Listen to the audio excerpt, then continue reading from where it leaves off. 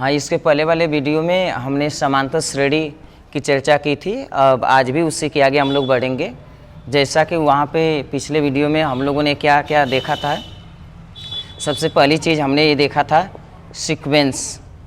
Sequence means क्या बोला गया था, अनुक्रम।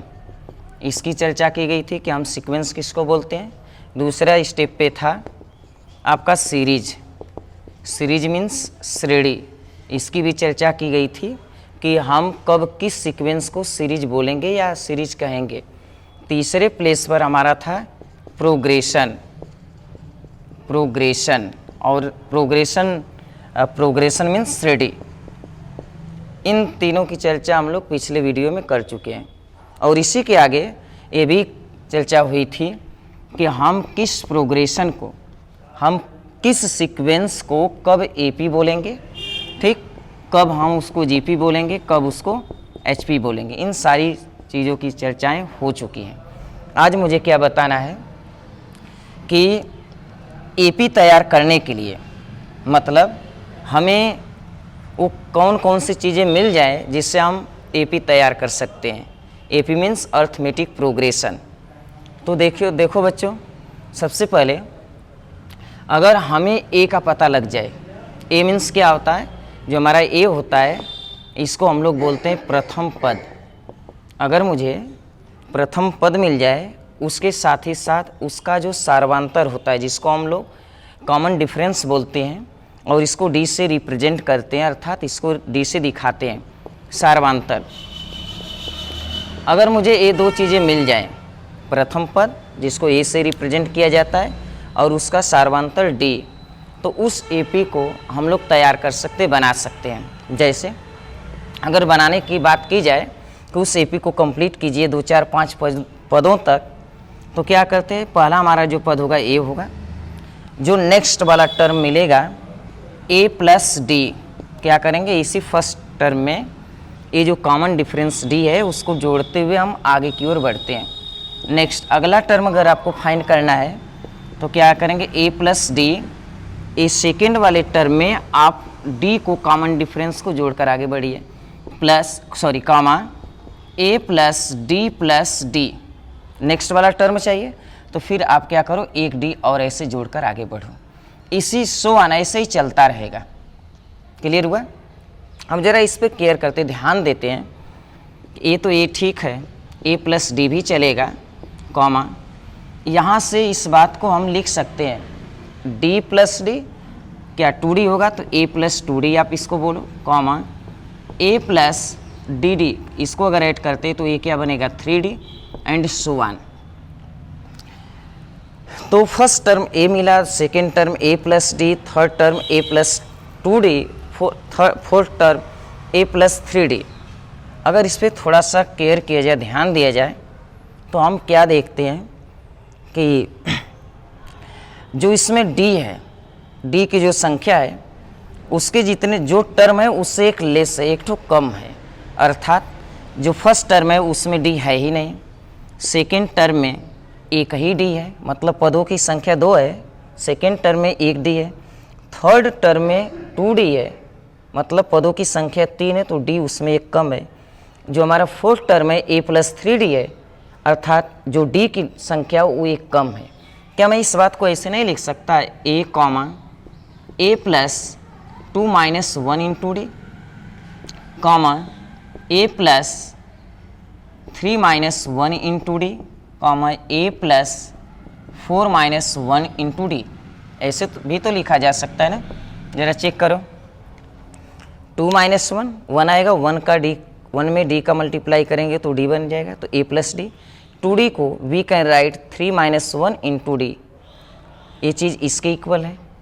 इससे क्या साबित हो रहा है कि अगर इसी प्रकार हमें नंबर ऑफ टर्म n लिखना हो, अधिक से अधिक पदों तक लिखना हो, तो इसका जो लास्ट वाला टर्म होगा, अगर इस सीरीज को या इस सीक्वेंस को हमें n पदों तक तैयार करना हो तो क्या लिखेंगे, a plus n minus 1 into D. कैसे बना, जैसे 4 पदों तक लिखना था तो 4 माइनस 1 इंटू डी किए, 3 पदों तक लिखना था तो 3 माइनस 1 इंटू डी किया। उसी प्रकार यदि n पदों तक इसको लिखा जाए तो ये बनेगा लास्ट जो टर्म बनेगा a plus N minus one into D हो गया। तो यही जो a plus N minus one into D है ये कहलाता है जो हमारी AP है, इस AP का जनरल टर्म। तो जनरल टर्म ऑफ AP क्या बनेगा, a plus N minus one into D, ये जनरल टर्म कहलाता है, जनरल टर्म, इस AP का जनरल टर्म अर्थात यनवा पद। और इस जनरल टर्म को हम किससे डिनोट करते, an से, या इसको tn से रिप्रेजेंट किया जाता है। आप an से भी दिखा सकते हो और tn से भी दिखा सकते हो। अब आपके मन में एक प्रश्न उठा होगा कि सर ये बताओ कि ये जो जनरल टर्म है इससे हम क्या कर सकते हैं, यही ना। देखो बच्चों, अगर जनरल टर्म हमें पता हो गया, किसी भी AP का अगर जनरल टर्म पता है तो हम क्या कर सकते हैं कि उस AP के किसी भी टर्म को फाइंड कर सकते हैं। जैसे an equal to a plus N minus one into D, ये हमें जनरल टर्म दिया गया किसी AP का। साथ ही साथ आपको a की वैल्यू दी गई होगी। सपोज दैट a की वैल्यू को हम क्या लेट कर लेते हैं, 2 लेट कर लेते हैं। जो d है, d की वैल्यू को 5 लेट कर लें। तो अगर मुझे a और d पता हो, a और d पता हो और मुझसे किसी ने ये पूछा कि बताओ जो 5वां टर्म होगा वो कितना होगा, तो इस 5वें टर्म को जानने के लिए, जो हमारा 5th टर्म होगा, इसको फाइंड करने के लिए हम इस जनरल टर्म का सहारा लेंगे। अगर जनरल टर्म मुझे नहीं पता है तो फिर कैसे करेंगे, वही प्रोसेस अपनाएंगे कि फर्स्ट टर्म 2 है, अब सेकेंड टर्म जानने के लिए इस फर्स्ट टर्म में, ये जो फर्स्ट टर्म है इसमें इस d को ऐड करेंगे। फिर थर्ड टर्म जानने के लिए सेकेंड टर्म में a plus 5 A second term है और इसमें कॉमन डिफरेंस d को ऐड करते हुए आगे बढ़ना पड़ेगा, तब जाकर कहीं हम 5वें नंबर पर पहुंचेंगे। तो ऐसे लिखने में ज़्यादा समय लगेगा, ठीक। और दूसरी चीज़ कि उसने तो मुझसे पूछा कि 5वां जो 5th टर्म होगा उसको बताओ। सपोज दैट उस व्यक्ति ने, उस आदमी ने मुझसे ये कह दिया कि 31st टर्म फाइंड करो, तो फिर क्या हुआ, क्या हम इसको ऐसे लिखते लिखते 31st टर्म फाइंड करेंगे? नहीं, क्योंकि ऐसे लिखने में ज़्यादा समय लगेगा। तो उससे बचने के लिए क्या करते हैं, बचने के लिए हम लोग जनरल टर्म का सहारा लेते हैं। जनरल टर्म मीन्स होता क्या है, ये मानकर चलो कि जनरल टर्म एक प्रकार का आपका विशेष फार्मूला है, और इस फार्मूले से अगर a पता है, d पता है, फर्स्ट टर्म पता है, कॉमन डिफरेंस d दिया गया है, तो आप किसी भी टर्म को फाइंड कर सकते हो। जैसे हमें 31st ही मान लेते हैं कि हमें 31st टर्म फाइंड करना है, तो क्या करेंगे, a इस n की प्लेस पर 31st लिखेंगे, इक्वल टू a के प्लेस पर वैल्यू कितना दी गई 2 प्लस n के प्लेस पर 31 माइनस 1, d के प्लेस पर 5। अब इसको कैलकुलेट कर दीजिए, सिंप्लीफाई करें तो 2 plus 30 into 5 equal to 2 plus 60 150 होगा, अब 152 डायरेक्टली आ गया। ये हमारा क्या बना, आंसर आ गया। तो इस जनरल टर्म की सहायता से हम तत्काल किसी भी टर्म को फाइंड कर सकते हैं, लेकिन कब, जब हमें a और d गिवन हो, तब हम किसी भी टर्म को फाइंड कर सकते हैं। दूसरी चीज़ कि इस जनरल टर्म की सहायता से a यानी equal to a plus N minus 1 into D, ये हमारा जनरल टर्म है। मैंने क्या बोला था, जनरल टर्म मीन्स एक विशेष प्रकार का फार्मूला है, और इसकी सहायता से आप किसी भी टर्म को a और d पता होने पर फाइंड कर सकते हो। क्या करते हैं, इसके अलावा इसका क्या यूज़ होगा, अगर इस जनरल टर्म में अगर देखा जाए तो एक वेरिएबल an है, दूसरा वेरिएबल a है, तीसरा वेरिएबल मतलब चर राशि n है, तीसरा चौथा क्या d है। अगर इन चारों वेरिएबल में से कोई 3 वेरिएबल का मान दिया गया हो, किसी 3 का मान दिया गया हो, तो हम जो चौथी राशि बची उस चौथी राशि के मान को निकाल सकते हैं, फाइंड कर सकते हैं। जैसे मान लेते हैं कि हमें an की वैल्यू कितना दिए 152, ये हमें गिवन है, an की वैल्यू 52 दी गई है, और a की वैल्यू 2 है और n की वैल्यू क्या है 31। d हमसे पूछा गया है कि d को फाइंड करो, तो क्या करेंगे, चेक करेंगे कि ए एन का मान हमें दिया गया है, A N means last term, यनवा पद, एन की वैल्यू दी गई, number of term, A means first term दिया गया है, डी मीन्स कॉमन डिफरेंस पूछ रहा है। तो इसमें चेक करो 1 2 3 4, इन चारों में से 1 2 3 का मान दिया गया है, तो इस चौथे का मान हम फाइंड कर सकते हैं। क्या करेंगे, 152 इक्वल टू ए के प्लेस पर 2 प्लस एन के प्लेस पर 31 माइनस 1 और ये आपका डी। सिंप्लीफाई करें, इसको ट्रांसपोज कर दीजिए, मतलब पक्षांतर कीजिए, तो ये क्या बनेगा 150 इक्वल टू 30 इंटू डी, ऐसे इसको कैंसिल आउट करेंगे तो डी इक्वल टू 5, जो कि इसके इक्वल है। हो गया। एक चीज़ और, थोड़ा पढ़ने का तरीका सीखे, बच्चे इसमें मिस हो जाते हैं कि कब हम एन के प्लेस पर 31 लिखेंगे और कब नहीं लिखेंगे। देखो अगर A5 लिखा गया है तो इसको रीड करते हैं, पांचवा पद जो उस AP का होगा वो पांचवा पद होगा। अगर A7 लिखा है तो उस AP का सातवां पद, राइट। और उसी प्रकार अगर A11 लिखा है तो उस AP का 11th टर्म, मतलब 11वां पद की बात कर रहा है। एक चीज़ और जान ले कि ये जो AN होता है, इस AN को हम L से भी डिनोट करते हैं।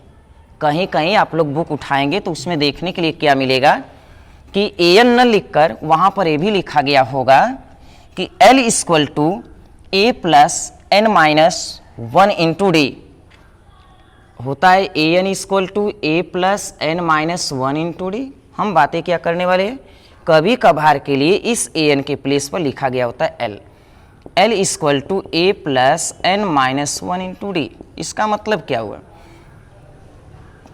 कि AN ही आपका लास्ट टर्म है, AN ही आपका लास्ट टर्म है। तो अगर हमें लास्ट टर्म गिवन हो, सपोज दैट एग्जाम्पल के माध्यम से मैं समझाना चाहता हूँ, जैसे 2 4 6 8 डॉट डॉट डॉट, ऐसे चलते चलते लास्ट वाला जो नंबर ऑफ टर्म है, सॉरी लास्ट वाला जो टर्म है वो हमें कितना गिवन है, 100, ऐसा गिवन है। लास्ट वाला टर्म 100 गिवन है, राइट। तो उस कंडीशन में क्या करेंगे कि हम AN भी लिख सकते हैं, लेकिन ये पता होना चाहिए कि AN मीन्स क्या होता है, लास्ट वाला टर्म। यहाँ पर तो लास्ट टर्म क्या लिखेंगे, L। तो इससे बेटर है कि हम L लिखें, L equal to A plus N minus 1 into D. जरा लिख कर देखो, तो L के प्लेस पर क्या पुट करेंगे, 100 equal to A means first term plus number of term हमें फाइंड करना है, तो N माइनस 1 और D means common difference. Common difference कैसे फाइंड करते हैं इसको भी देख ले फिर से। कॉमन डिफरेंस डी निकालने के लिए क्या करते हैं, सेकेंड टर्म में से हम फर्स्ट टर्म को माइनस कर देते हैं।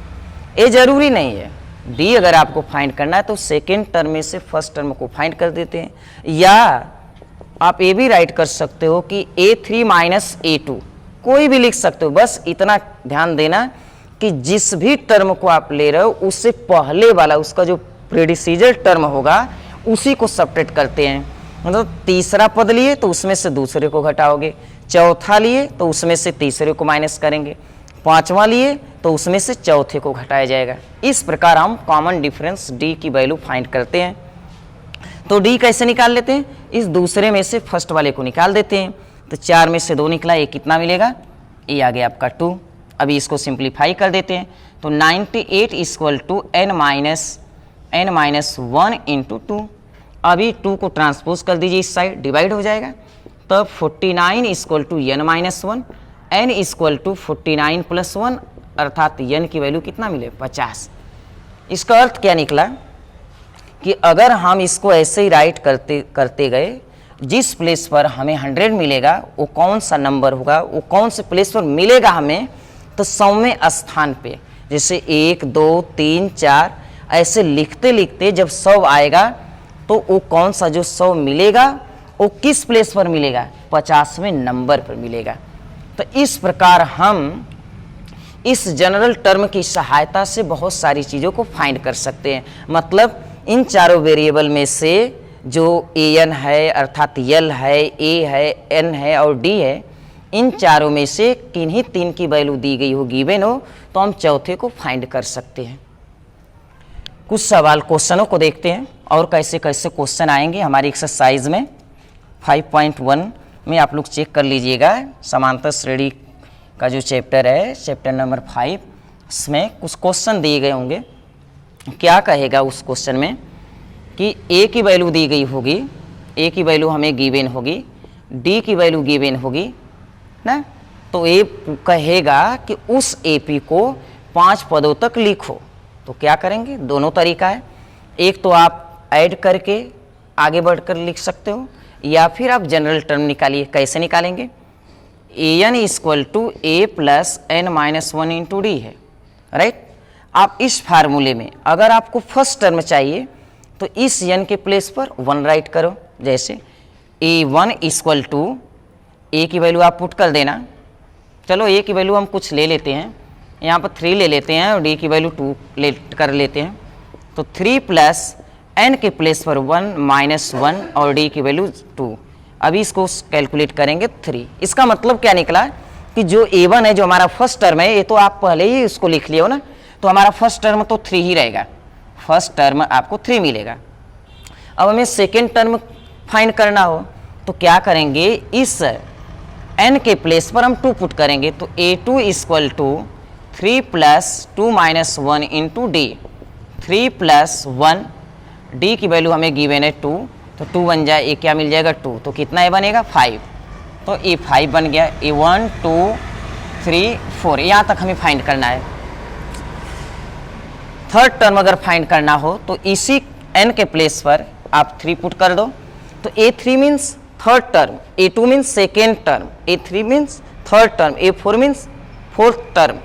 तो A3 लिखें, मतलब n के प्लेस पर अगर 3 लिख दिया जाए तो ये बनेगा A3, मतलब थर्ड टर्म। तो 3 प्लस 3 माइनस 1 इंटू डी, यहाँ 3 क्यों लिखे, क्योंकि n नंबर ऑफ टर्म इस बार तीसरा है। तो 3 माइनस 1 इंटू डी, जहाँ जहाँ आपको n दिख रहा है n के प्लेस पर आप 3 पुट करो। तो 3 प्लस 2 इंटू डी की वैल्यू हमें गिवन है 2, तो ये कितना होगा, 2 2 या 4 3 7। ऐसे ही 1 आप लिख सकते हो। क्लियर हुआ, आगे बढ़ते हैं।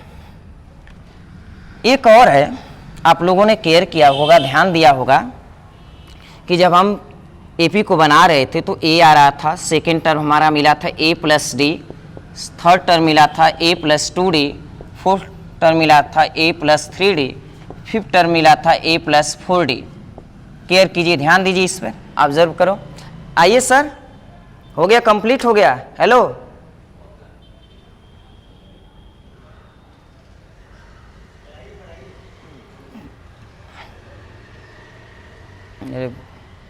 तो अभी ए प्लस डी, ए प्लस 2d, ए प्लस 3d, इसका मतलब क्या निकला कि आप जनरल टर्म ना लिखकर डायरेक्टली हम इन चीज़ों को निकाल सकते हैं। जैसे हमें सेकेंड टर्म चाहिए तो A2 equal to A plus D directly लिखो, तो क्या मिला, ए की वैल्यू 3 प्लस डी की वैल्यू 2, तो 3 2 5 मिल गया।